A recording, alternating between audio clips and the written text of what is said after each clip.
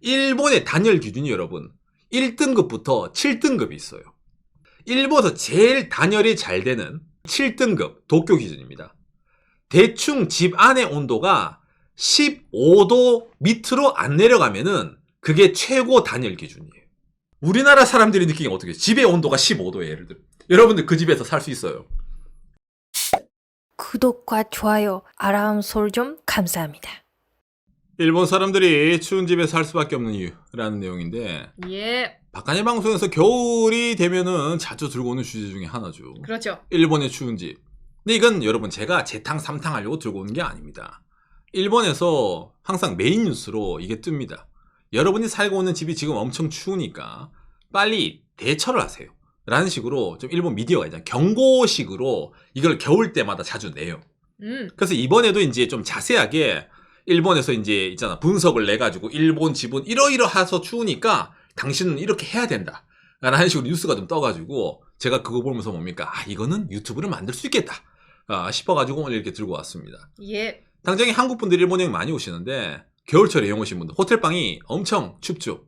거기다 네. 좀 건조하기도 하고 있잖아요. 정말 그래요. 예, 그렇기 때문에 이게 뭐 집도 마찬가지고 호텔도 마찬가지고 어쩌면 일본 전체적인 구조라고 볼 수 있는데 거기에 대해서는 일본에서 자세히 해설이 나와 있습니다. 그러니까 먼저 이걸 보면서 이야기를 해보도록 합시다. 1월 30일 TV 아사히가 보도했습니다. 일본 집 왜 추워? 저체온증의 사망자가 연 1000명을 초과하고 있다. 그리고 그 중에 뭐 80%가 실내다. 흔히 말하는 집 안에서 저체온증으로 사망자가 발생을 하는 거예요. 1000명이나. 예, 이미 작년 2025년 2월 달에도 여러분 추위로 사망 연 1000명 초과 노인 저소득층의 리스크가 높다 이래서 똑같은 기사가 작년에도 뜨는 거예요. 당장에 박간의 방송에서 여름만 되면 뭐 다릅니까? 일본이 엄청나게 더워서 일본 사람들 열사병에 쓰러집니다. 근데 그 열사병이 어디서 쓰러져요? 집에서 쓰러진다. 집에서 열사병이 1257명 이렇게 실려가요. 그러니까 여름에도 1000명 이상, 겨울에는 추워서도 1000명 이상. 이런 식으로 이게 다 뭐예요? 집이 덥고 집이 춥다 보니까 이렇게 생기는 일이다. 예, 저체온증은 위험하다. 몸의 온도가 35도 이하로 떨어갔을 때 안에 장기 등이 저체온증이 발생을 한다. 근데 이게 왜 늘어나는 것 같습니까? 고령화 사회. 일본 사람들 노인들이 많이 늘어나니까. 작년에는 괜찮았어. 늘 이런 거야. 일본은 집이 추운 게 당연하니까 라고 생각하다가 어떻게 돼? 큰일 나는 겁니다. 그러다 보니까 일본 사람들이 뭐예요? 긴장하세요 라고. 그러면 집이 추운 것뿐만도 아니죠. 또 뭐가 있어 일본은 겨울에. 박가희 방송에도 다뤘죠. 히트 쇼크가 있습니다. 예, 집 자체가 추운데 일본 사람들은 거의 매일 목욕을 합니다. 욕조에 몸을 담궈요.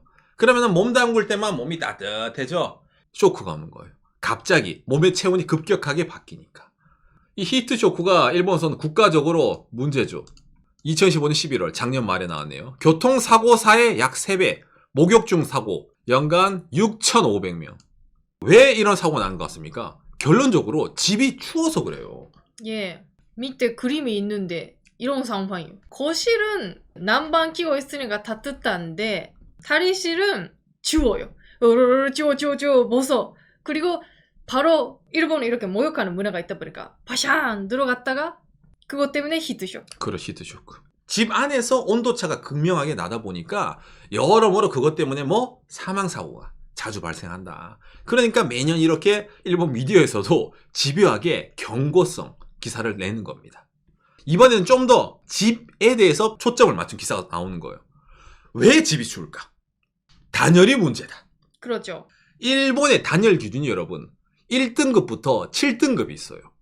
근데 우리가 1등급이라면 제일 단열 기준이 높은 것 같죠? 반대입니다. 7등급이 제일 단열이 잘 되는 등급이고 1등급은 단열이 아예 안 되는 게 1등급이에요. 일본에서 제일 단열이 잘 되는 이 7등급 도쿄 기준입니다. 대충 집 안의 온도가 15도 밑으로 안 내려가면은 그게 최고 단열 기준이에요. 우리나라 사람들이 느끼기 어떻게 해요? 집의 온도가 15도예요. 예를 들어 여러분들 그 집에서 살 수 있어요? 말도 안 된다는 느끼죠. 바로 이겁니다. 일본의 단열 기준이 이게 최신 개정이거든요. 2022년에 개정한 거예요. 그러네. 그게 15도예요. 기존에는 10도, 집의 온도 8도 이래도 집을 지을 수가 있었어요. 팔 수도 있었어요. 단열 기준이 이 모양이니까. 그러니까 집은 추운 게 당연하다는 인식이 박혀 있는 거예요. 우리나라 사람이랑 다르게.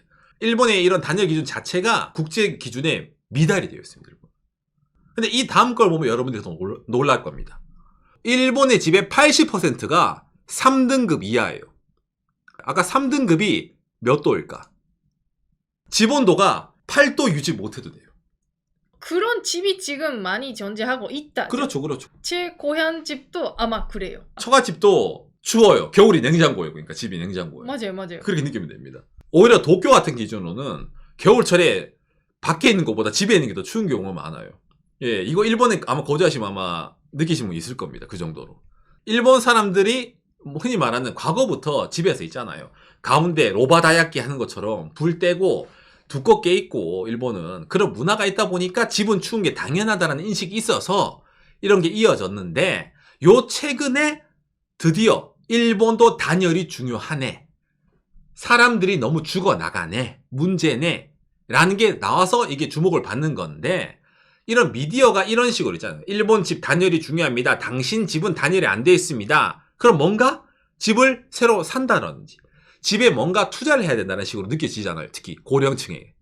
일본의 사회적 문제가 있죠. 국민 의료비의 과거 최고 48조엔. 일본은 의료비로 매년 연간 국가 예산 우리나라도 480조가 나갑니다.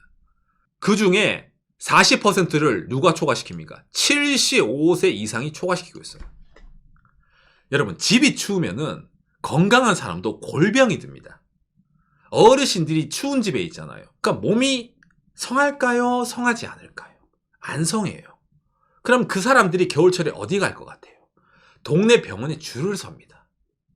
그러면 그게 일본 국가적으로 의료비 지출로 늘어납니다. 여름엔 더워서 늘어나. 몸에 열이 나니까 아까 열사병. 겨울에는 추워서 늘어나. 이게 매년 커버가 안 돼요. 고령화 사회 아닐 때는 단열 기준 이딴 얘기 안 나왔습니다, 여러분. 예. 근데 일본이 나라가 고령화 나라가 되고 국가적으로 부담이 커지니까 우리가 지금까지 너무 좀 단열 기준에 안 했네요. 2000년, 2012년 정말로 뒤늦게 단열 기준을 만들어낸 거예요. 그리고 아까 자료 옆에 있었잖아요. 드디어 작년에 2015년 4월 달에 모든 주택에서 단열 기준 4등급 이상을 의무화시킨 겁니다, 이제. 앞으로 만드는 집. 그렇죠. 8도. 8도 이상은 만족시켜라. 8도 이하는 안 된다. 8도나 8도 이하나 거나. 그죠? 예. 그러니까 뭔가 좀 억지스럽게 좀 만들어내는 거예요. 작년 이렇게 법이 바뀔 때까지는 아무거나 괜찮다. 아무나 괜찮다. 추워도 상관이 없다. 그렇죠. 가난한 노인도 물론 많이 있지만 여러분 일본은 뭐예요?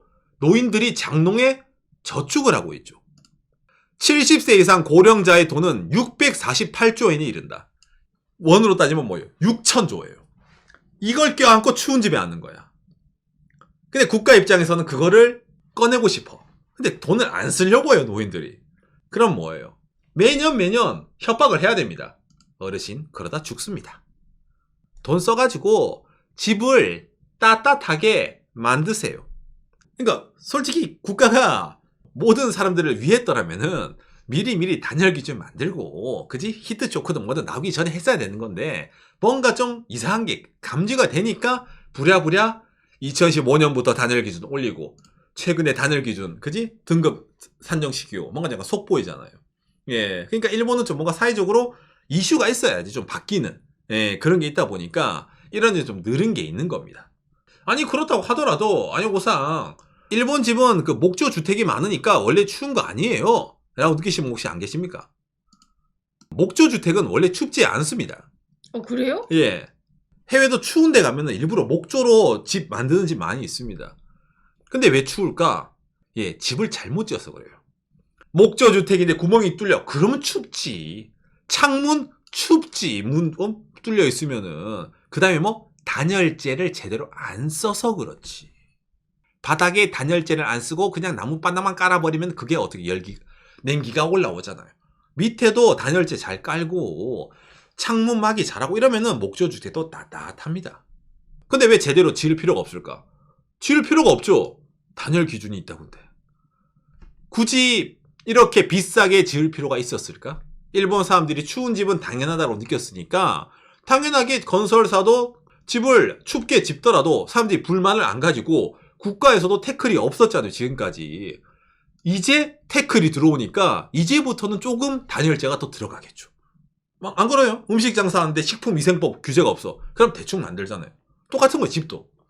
예, 일본의 박싱 규정은 뭐가 있어요? 내진 설계 규정은 빡십니다. 지진 같은 건 나니까. 예. 근데 단열 규정은 그렇게 빡시지가 않았던 거예요.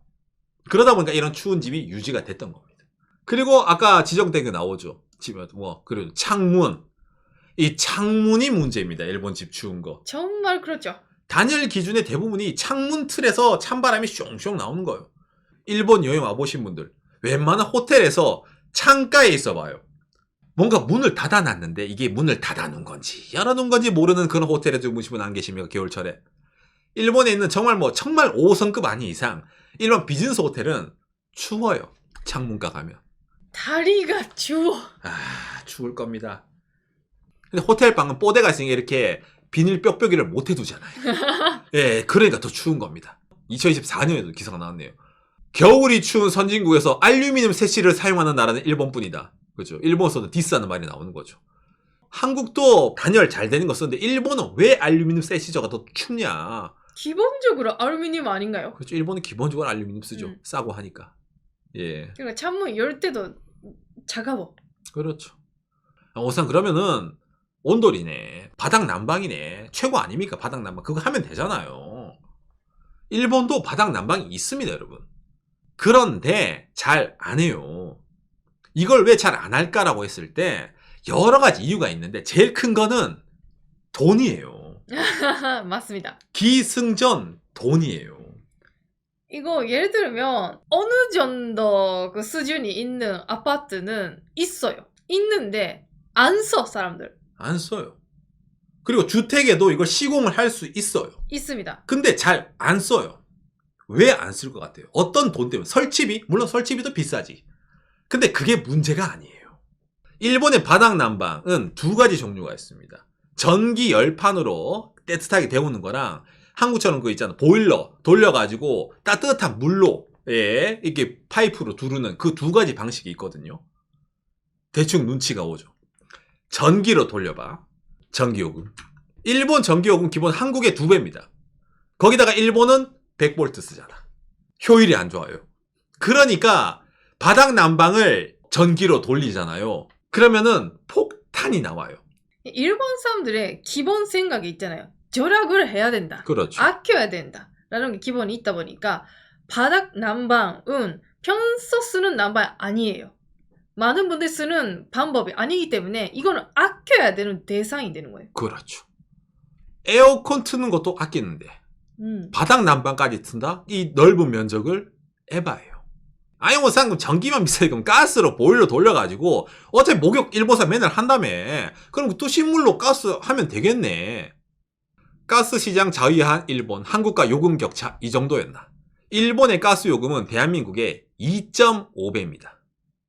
2.5배. 보일러 돌려서 바닥 난방 해봐요. 어떻게 될 것 같습니까?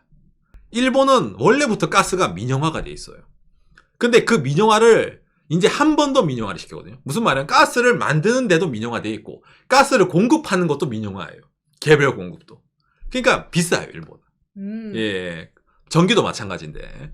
둘 다 그러다 보니까 사람들이 어떤 선택지를 하든 이거는 설치게 해놓은 집도 안 해요. 안 틀어요. 예.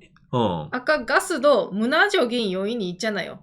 이렇게 바닥 난방으로 쓰는 것보다 매일매일 목욕하는 게 우선이잖아요. 그렇죠, 그렇죠. 예. 그러니까 목욕하니까 가스는 그걸로 쓰고 그렇지. 바닥 난방은 아끼자. 맨날 첫날 뜨뜻하게 데울 수 없는 거예요. 그때만 데우는 거지. 예. 그러니까 일본도 이게 좋은 걸 알아요. 아는데 이걸 가용할 수 있는 이 비싼 돈 금액을 내 가지고 하는 것보다 뭐면 제일 간단해요? 온 가족이 거실에 앉아가지고 코타츠 이 안에 이 탁자 밑에 난로 같은 거 넣어가지고 이 안에만 들어가면 온 가족이 따뜻한데 여기서 모였다가 이제 자 오늘은 여기 TV 보고 끝 자기 방 가면 되지. 굳이 그렇게 할 필요가 없다. 라는 게 있다는 겁니다. 코타츠는 쓸 때만 키면 되니까. 그렇죠. 드라마 애니메이션 봐요. 겨울철에 이거 설치 안 된 거 없어요. 무조건 등장합니다. 예, 여주인공이 집인데 털 뽀송뽀송한 쉐타를 위에 입고 이 코타짠에 들어가서 귤 까먹고 있을 거예요. 이 장면은 무조건 나와요. 그게 보통이거든. 그러다 보니까 추운 집이 당연하고 그걸 해결할 방법도 일본 사람들도 알고 있지만은 그러기 위해선 돈이 들기 때문에 그걸 잘 못하고 있는 겁니다. 젊은 사람도 그렇게 생각하는데 노인들은 그렇게 더 안 생각할까요?